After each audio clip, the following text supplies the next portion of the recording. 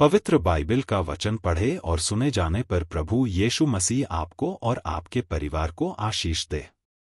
पवित्र बाइबल यशायाह की पुस्तक का 32 अध्याय वचन 1 से 20 यह कहता है। वचन 1, देखो, एक राजा धर्म से राज्य करेगा और राजकुमार न्याय से हुकूमत करेंगे। वचन 2, हर एक मानो आंधी से छिपने का स्थान और बौछार से आड़ होगा, या निर्जल देश में जल के झरने व तप्त भूमि में बड़ी चट्टान की छाया। वचन 3, उस समय देखने वालों की आंखें धुंधली न होंगी और सुनने वालों के कान लगे रहेंगे।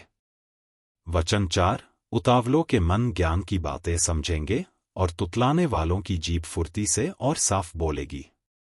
वचन 5, मूढ़ फिर उदार न कहलाएगा और न कंजूस दानी कहा जाएगा। वचन 6, क्योंकि मूढ़ तो मूढ़ता ही की बातें बोलता और मन में अनर्थ ही गढ़ता रहता है कि वह बिन भक्ति के काम करे और यहोवा के विरुद्ध झूठ कहे, भूखे को भूखा ही रहने दे और प्यासे का जल रोक रखे। वचन 7, छली की चालें बुरी होती हैं, वह दुष्ट युक्तियां निकालता है कि दरिद्र को भी झूठी बातों में लूटे जबकि वे ठीक और नम्रता से भी बोलते हों।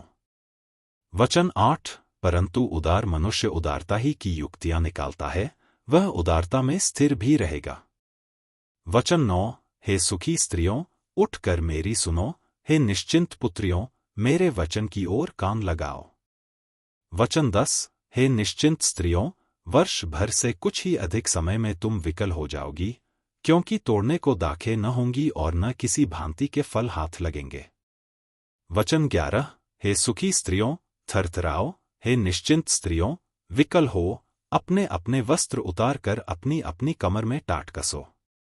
वचन 12, वे मनभाऊ खेतों और फलवंत दाखलताओं के लिए छाती पीटेंगी। वचन 13, मेरे लोगों के वरन प्रसन्न नगर के सब हर्ष भरे घरों में भी भांति भांति के कटीले पेड़ उपजेंगे।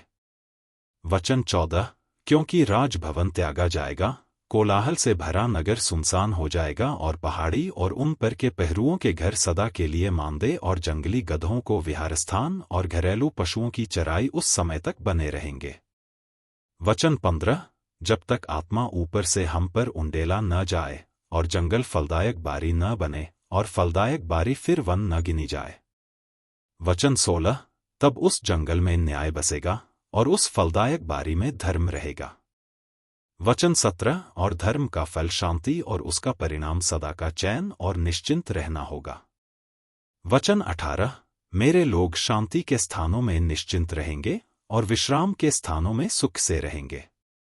वचन 19, और वन के विनाश के समय ओले गिरेंगे और नगर पूरी रीति से चौपट हो जाएगा।